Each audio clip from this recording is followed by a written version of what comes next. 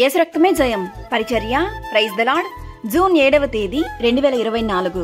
ఈరోజు దేవుని వాక్యము, మీకు అసాధ్యమైనది ఏదియూ నుండదని నిశ్చయముగా మీతో చెప్పుచున్నానని వారితో అనెను. మత్తయి సువార్త 17వ అధ్యాయం 21వ వాక్యము. దేవునికి అసాధ్యమైనదని ఏదియూ లేదు. ఆయన నోటి మాట చేత సమస్తమును సృష్టించిన వాడు. లేనటువంటి వాటిని ఉన్నట్టుగానే పిలుచువాడు. సర్వశక్తిమంతునికి అసాధ్యమైనది ఏదైనా నుండునా అని దేవుని వాక్యం సెలవిస్తుంది. ఎర్ర సముద్రమును దాటిపోవుట ఇశ్రాయేలులకు అసాధ్యము. అయితే ఆయన సహాయము ద్వారా దానిని దాటి వెళ్ళుట అది సాధ్యమైనది.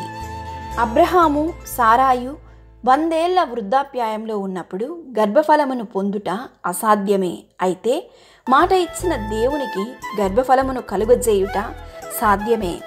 కావున మానవాళికి అసాధ్యమైన కార్యము మరణాన్ని జయించిన ఆ దేవదేవునికి సమస్తము సాధ్యమే.